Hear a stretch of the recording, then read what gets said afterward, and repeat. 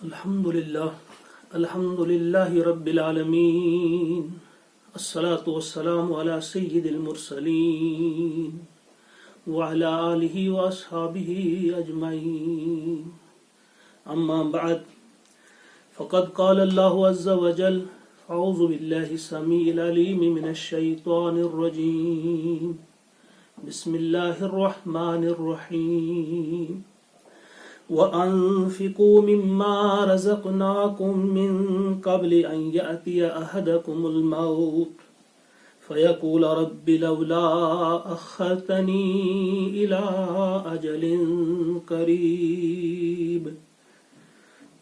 أَجَلٍ قَرِيبٍ فَأَصَّدَّقَ وَأَكُن مِّنَ الصَّالِحِينَ آمنت باللہ صدق اللہ العظیم۔ معزز و محترم ناظرین کرام، السلام علیکم ورحمۃ اللہ وبرکاتہ۔ موجودہ حالات کے پیش نظر کچھ ضروری باتیں آپ سے کرنی ہیں۔ مجھے امید ہے کہ آپ دل کے کانوں سے سنیں گے۔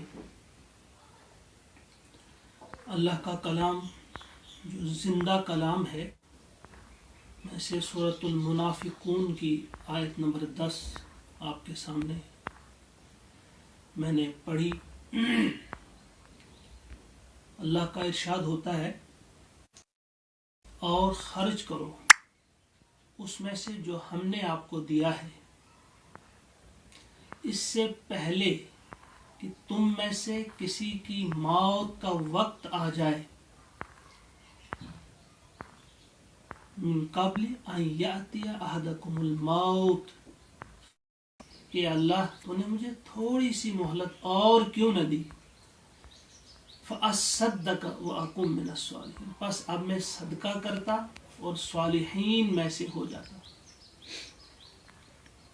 درد کے ساتھ کہتا ہوں کہ ذرا سوچئے کہ جب وہ اس دنیا سے رخصت ہوگا اور اصلی دنیا میں جب قدم رکھے گا تو وہاں کا سب کچھ دیکھ کر وہ یہ جان جائے گا کہ یہاں اگر کوئی چیز مجھے اللہ کے غضب سے، اللہ کے عذاب سے بچانے والی ہے تو وہ صرف صدقہ ہے۔ اسی لیے وہاں جا کر صدقے کے فوائد اسے معلوم ہو جائیں گے کہ صدقہ جو ہے وہ کتنی بڑی چیز ہے۔ صدقہ کسے کہتے ہیں؟ اللہ کی رضا کے لیے اللہ کے بندوں پہ خرچ کرنا، اللہ تعالیٰ کو خوش کرنا، یہ بہترین صدقہ ہے۔ تو وہاں آپ دیکھیں گے کہ اللہ تبارک و تعالیٰ کی رضا کس چیز سے حاصل ہوتی ہے، اور سب سے بڑا ذریعہ جو آپ وہاں پائیں گے وہ ہوگا صدقہ۔ اور پھر اتنا ہی نہیں، یہاں بھی حضور علیہ الصلوۃ والسلام نے ہم سے فرمایا ہے، الصدقۃ رد البلا، یہاں بھی انسان پہ جو بلائیں آتی ہیں، جو آفات آتی ہیں، جو مصیبتیں آتی ہیں، تو دنیا میں کو سب سے بڑا ذریعہ جو ہے وہ صدقہ ہے۔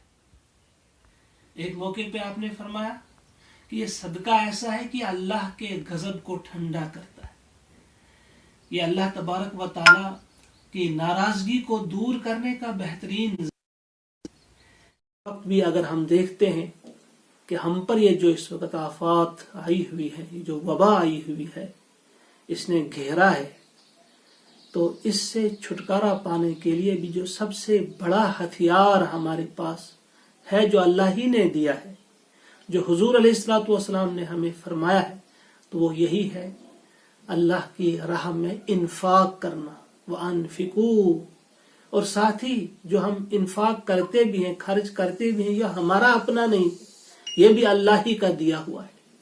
کبھی کبھی ہمارے لوگ سمجھتے ہیں کہ ہم نے اپنی لیاقت سے، ہم نے اپنی قابلیت سے یہ اتنا کچھ مال کمایا ہے، ہم نے اپنی محنت سے کمایا ہے۔ اگر آپ دیکھیں گے تو محنت جو سب سے زیادہ لوگ کرتے ہیں ان کی اتنی زیادہ آمدنی نہیں ہوتی ہے۔ آپ دیکھتے ہیں کہ کتنے لوگ ہیں جو رات دن پسینہ بہاتے، اس کے بعد ان کے پاس ایک چھوٹی سی رقم ان کے پاس آ جاتی ہے، 400 روپے دہاڑی۔ اس کے برعکس ایک شخص ہوتا ہے جو کسی ایئر کنڈیشن روم میں بیٹھا ہوا ہوتا ہے اور سیکنڈز کے حساب سے اس کی آمدنی میں اضافہ ہوتا ہے اور ان ملینز ٹریلینز اضافہ ہوتا رہتا ہے۔ تو گویا یہ اللہ کا دینا ہوتا ہے، یہ آزمائش کے لیے دیتا ہے اور یہ اسی کا دیا ہوا ہوتا ہے۔ ذہانت یا قابلیت کے اعتبار سے تقسیم نہیں ہوتا۔ اگر ذہانت یا قابلیت کے اعتبار سے یہ مال تقسیم ہوتا تو پھر سب سے زیادہ رزق بحث کے مقدر میں نہیں ہوتا، سب سے زیادہ وہی کھاتی ہے اور اسے کھلانے والا ایک انسان ہوتا ہے، بہترین عقل رکھنے والا سمجھدار انسان، جسے اللہ نے لگا دیا ہے اس کی خدمت میں۔ لہذا اس بات کو ذہن سے نکال دو کہ ہم اپنی لیاقت سے، ہم اپنی ذہانت سے، ہم اپنی قابلیت سے کماتے ہیں، لہذا یہ ہمارا مال ہے۔ نہیں، ہرگز نہیں، یہ آپ کا نہیں، اللہ کا دیا ہوا ہے، یہ آپ کے مالک کا دیا ہوا ہے۔ اور اس وقت آپ اللہ کی رضا کے لیے، اللہ کو راضی کرنے کے لیے اللہ کے بندوں پہ خرچ کریں گے تو یہ بہت بڑی سعادت آپ کو حاصل ہوگی، بہت بڑی سعادت آخرت میں عذاب سے بچنے کے لیے۔ اور حضور علیہ الصلوۃ والسلام کے فرمان کے مطابق دنیا میں بھی اپنی ان بلاؤں کو دور کرنے کے لیے صدقہ بہترین ہتھیار ہے۔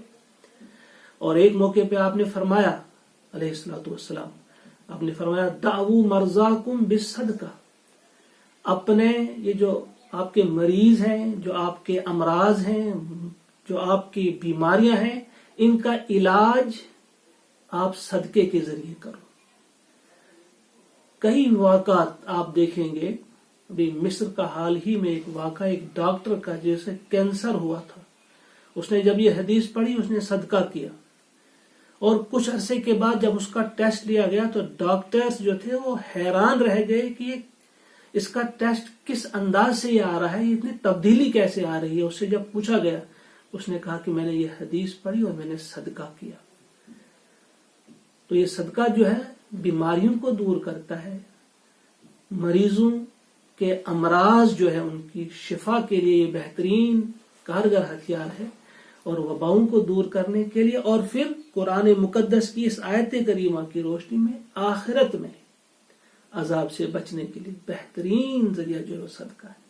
اب یہاں بھی تھوڑا سا آپ دیکھیں کہ اگر آپ اس بات پہ بھی غور کریں گے کہ جب وہاں وہ تمنا کرے گا کہ اگر مجھے اور تھوڑی سی مہلت ملتی فَأَصَّدَّقَ، پس میں اب صدقہ کرتا، وَأَكُن مِّنَ الصَّالِحِينَ، تو میں صالحین میں سے میرا شمار ہو جاتا، ان میں شامل ہو جاتا۔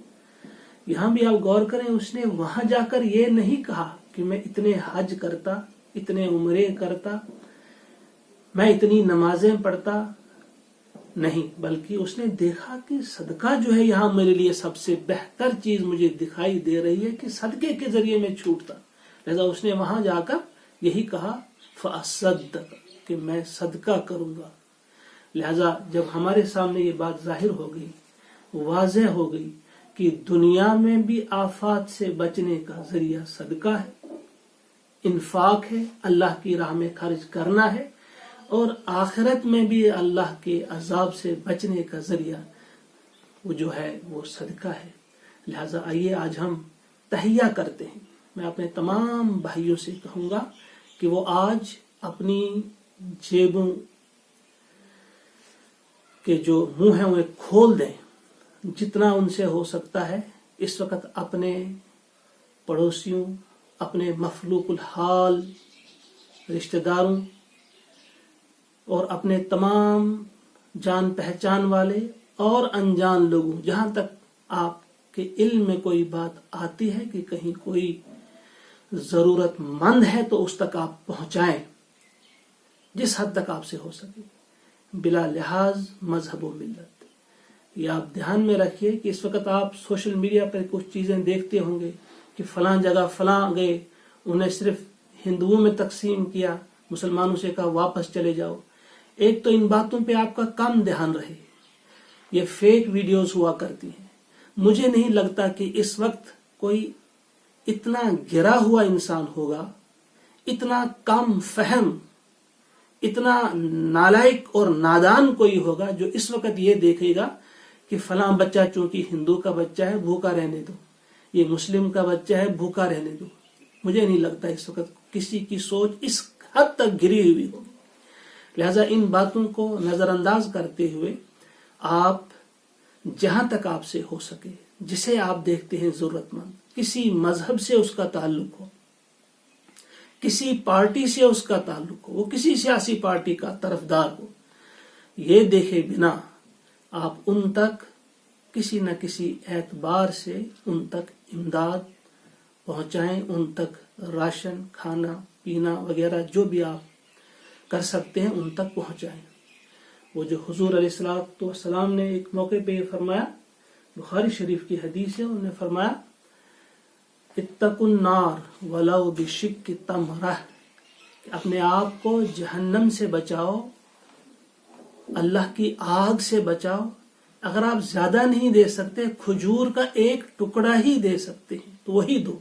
ولو بشق تمرہ، کھجور کا ایک ٹکڑا اگر آپ دے سکتے ہیں وہی دو. مجھے لگ رہا ہے کہ شاید اس وقت اگر نہیں تو ابھی آئندہ ایسا دور آنے والا ہے کہ ہر شخص کے پاس شاید کھانے کے لیے ایک روٹی ہوگی، اسے اس روٹی کو آدھا کرنا ہوگا، آدھا وہ خود کھائے، آدھا اپنے بھائی کو کھلائے جو اس کا بھوکا بھائی ہو، اس تک وہ روٹی پہنچائے، اسے کھلانے کی کوشش کرے. ہم نے کسی حد تک کچھ لوگوں تک ہم پہنچے، ہم نہیں، مجھے آپ معاف کریں گے، یہ آپ کے تعاون سے، آپ نے جب مدد کی، آپ نے جب تعاون کیا، اس میں مکمل کریڈٹ مکمل جو آپ کو ہی دیتا ہوں کہ آپ نے یہ کیا.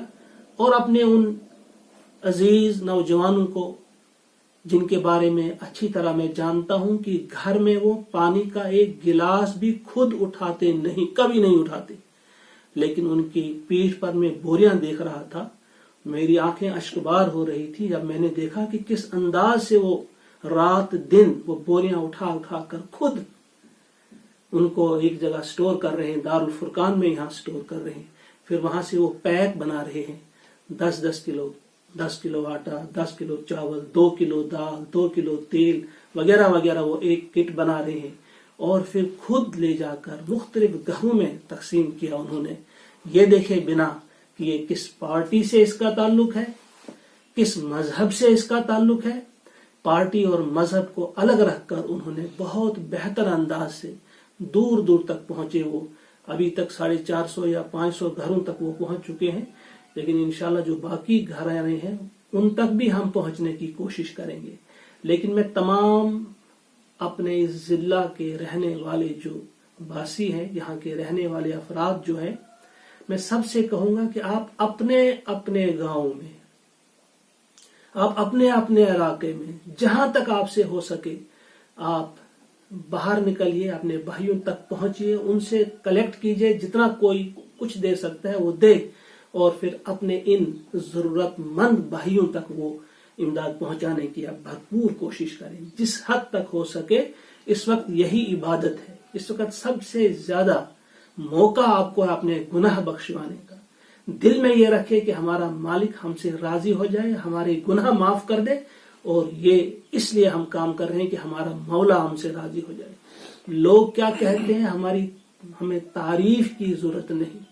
کسی کے ذہن میں اگر ایک لمحے کے لیے بھی یہ بات آئی کہ ہم یہ اس لیے کر رہے ہیں کہ لوگ ہماری تعریف کریں، اسے ریا کہتے ہیں. اور ریاکاری نیکیوں کو کھا جاتی ہے، انہیں جلا ڈالتی ہے، کچھ بھی نہیں ملے گا.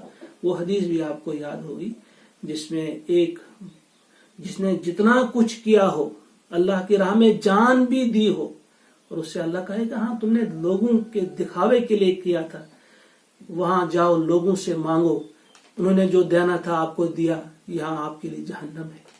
اگر جان بھی دی ہو، مال بھی دیا ہو، کتنی باتیں بھی کی ہوں، اگر اس میں تھوڑا سا بھی ریا ہو کہ ہم لوگوں کے دکھلاوے کے لیے کر رہے ہیں تو ساری محنت ضائع ہو جائے گی. لہذا اس بات کو آپ ذہن سے، دل دماغ سے نکال دیجئے کہ آپ کسی کو دکھانے کے لیے کر رہے ہیں، بلکہ آپ صرف اس لیے کر رہے ہیں کہ یہ آپ پر فرض عائد کیا ہے آپ کے اللہ نے. آپ اپنے مولا کو راضی کرنے کے لیے کر رہے ہیں, آپ اپنے رب کو منانے کے لیے کر رہے ہیں. اور یہ کام آپ کریں. اور اس کے ساتھ ساتھ آپ اپنے ان رضاکاروں سے میں ضرور یہ کہوں گا کہ وہ جس حد تک ان سے ہو سکے وہ اپنے ان بھائیوں تک بغیر یہ دیکھے کہ کس مذہب سے وہ تعلق رکھنے والے ہیں ان تک پہنچے. اور جب وہ کسی سے مانگنے کے لیے جائیں کہ آپ بھی اس میں شمولیت کریں, اگر کوئی آپ کو ترشی یا تلخی سے کہہ دیتا ہے کہ بھائی ہم نہیں دیتے, آپ ان سے مت الجھیے. یہ زبردستی کا کام نہیں ہے. جو اپنی مرضی سے خوشی سے جتنا جو کچھ وہ ڈونیٹ کرنا چاہتا ہے, دینا چاہتا ہے, وہ دے دے اپنی خوشی سے. آپ کسی کے ساتھ اس سلسلے میں الجھیں گے نہیں. تو یہ کچھ باتیں تھی جو میں نے آپ کے سامنے رکھنی تھی. اور اس کے علاوہ باقی ہدایات جو آپ کو دی جا رہی ہیں ان پر مکمل آپ عمل کریں. آپ دوری بنائے رکھیں اپنے ساتھیوں سے. آپ تمام اجتماعات, چاہے وہ دینی اجتماعات ہوں یا کسی بھی قسم کے عوامی اجتماعات ہوں, ان سے آپ پرہیز کریں گے, دوری بنائے رکھیں گے. جو آپ کو صفائی کا اہتمام کرنے کے لیے بار بار کہا جا رہا ہے, ہاتھ دھونے کے لیے کہا جا رہا ہے, بلکہ ہر وقت باوضو رہنے کی کوشش آپ کریں. ہر وقت باوضو رہنے کی آپ کوشش کریں. اس کا بھی اہتمام آپ کریں.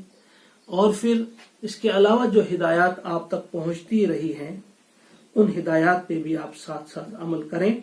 مجھے امید ہے کہ اللہ تبارک و تعالی آپ کے اس اخلاص کو دیکھ کر, آپ کے اس لوگوں سے ہمدردانہ سلوک کرتے ہوئے دیکھ کر اللہ تبارک و تعالی کو ضرور ترس آئے گا آپ پر, ترس آئے گا ہم پر, اور وہ ہم سے اس وبا کو دور کریں گے. اس کے علاوہ جو پریشانیاں بھی ہم پر آ رہی ہیں, جو مشکلات جن کا ہمیں سامنا کرنا پڑ رہا ہے, وہ تمام مشکلات بھی اللہ تعالی ہم سے ضرور دور فرمائیں گے.